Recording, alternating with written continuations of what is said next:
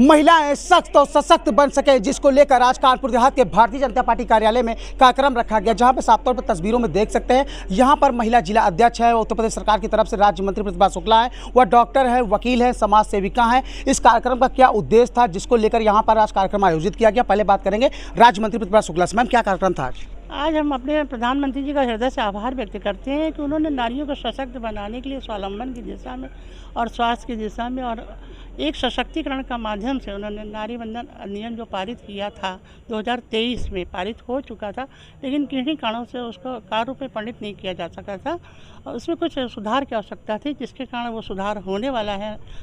हम समझते हैं भविष्य में 2-3 दिन में हो ही जाएगा। ये पूरी उम्मीद रखते हैं अपने सांसदों से कि वो जाकर इसमें सुधार को जल्दी से कर देंगे, जिससे कि हम महिलाओं को भी आरक्षण मिलेगा। 33% आरक्षण हमारा, चाहे पंचायत का चुनाव हो, चाहे क्षेत्र पंचायत का चुनाव हो, हर जगह हम लोगों को पूर्ण आरक्षण मिलेगा और हम सभी बहनें आगे निकल कर नीतिगत निर्णय करने में सहायक होंगी और हम आर्थिक पहलुओं में भी सहायक होंगी, जो कहीं उपेक्षा की शिकार थी। इसके लिए हम मुख्यमंत्री जी और प्रधानमंत्री जी का हृदय से आभार व्यक्त करते हैं। हमारे विधायक जी, हमारी जिलाध्यक्ष जी, हमारे डॉक्टर साहब, वकील साहब और हम समझते प्रधान जी, जब सब सक्रिय हो जाएंगे तो समाज की दिशा बदलने में देर नहीं रहेगी।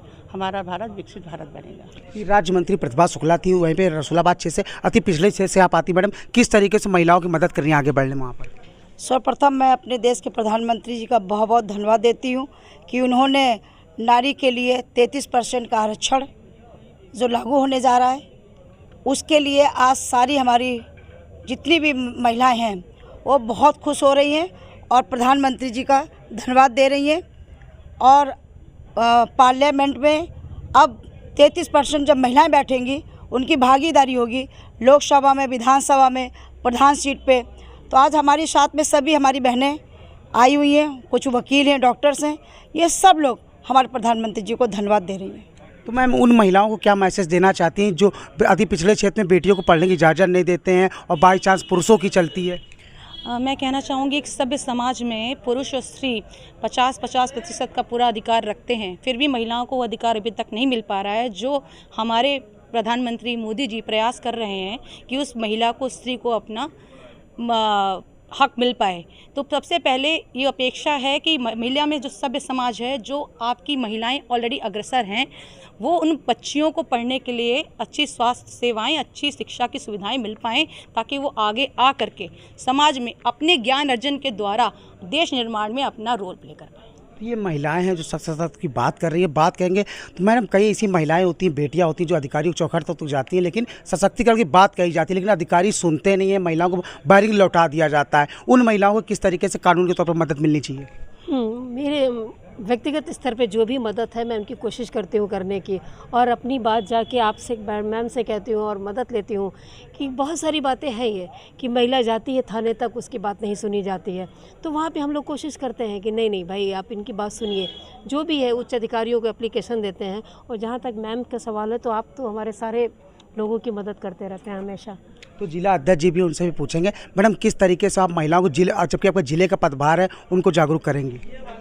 देखिए, चौके से चौपाल और चौपाल से राजनीति के क्षेत्र में जो आज 33% आरक्षण महिलाओं को मिलने जा रहा है, इसलिए सबसे पहले देश के यशस्वी प्रधानमंत्री जी को और उत्तर प्रदेश सरकार में मुख्यमंत्री जी को धन्यवाद देती हूँ कि हम महिलाओं को एक आशा की किरण 33% आरक्षण के द्वारा दिखाई दे रही है। और विभिन्न क्षेत्रों में, जैसे हमारी सरकार बनी है 2014 में केंद्र में, तब से लेकर खाता खुलवाने से लेकर उनको हर प्रकार की योजनाएं, चाहे वो राशन के माध्यम से हो, स्वयं सहायता समूह के माध्यम से हो, चाहे घरौनी के माध्यम से हो, किसी भी प्रकार से छोटे छोटे रोजगार के माध्यम से हो, विभिन्न प्रकार की योजनाओं से जोड़कर महिलाओं को स्वावलंबी बनाने का कार्य हमारे प्रधानमंत्री जी के द्वारा हो रहा है। 2022 के चुनाव में जब प्रधानमंत्री जी हमारे कानपुर देहात की धरती पर आए हुए थे, तो जब हेलीकॉप्टर से उतरकर जब प्रथम बार उनके दर्शन भी हुए थे मुझे आमने सामने, और मैंने अपना परिचय दिया, तो उन्होंने एक बात पूछी थी कि कानपुर देहात में महिलाओं की स्थिति क्या है।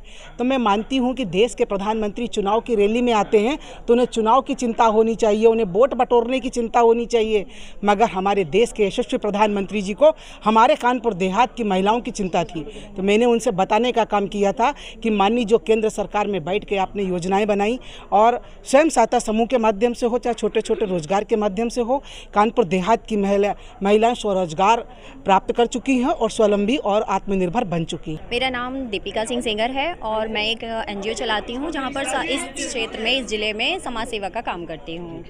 किस तरीके से बच्चों को आप जागरूक करते हैं? हम लोग ग्रामीण क्षेत्र में जाते हैं, बस्तियों में जाते हैं, वहाँ देखते हैं कि महिलाओं की या बच्चियों की क्या स्थिति है। तो अगर उनके आज भी अगर कहीं दबके पे मिलता है ऐसा कोई स्थान जहाँ पर छोटी छोटी बच्चियों को पढ़ाया नहीं जा रहा है या क्या है, तो उनके परिवार वालों को समझाते हैं कि अब इस समाज काफ़ी बदल चुका है। हमारे मोदी जी वगैरह ने तो 33% आरक्षण तक लागू कर दिया है, तो आप अपने बच्चियों को पढ़ाएंगे नहीं तो आज वो आगे जाकर के आरक्षण का लाभ कैसे लेंगी, अपने आप को कैसे सशक्त बनाएंगी और कैसे आत्मनिर्भर बन करके इस समाज में एक उचित स्थान प्राप्त करेंगी। 33% जो महिलाओं को सरकार की तरफ से कानून मिला, उसको लेकर बेहद खुश नजर आ रही है। इसको लेकर भारतीय जनता पार्टी कार्यालय में आज यहां पर प्रोग्राम रखा गया था।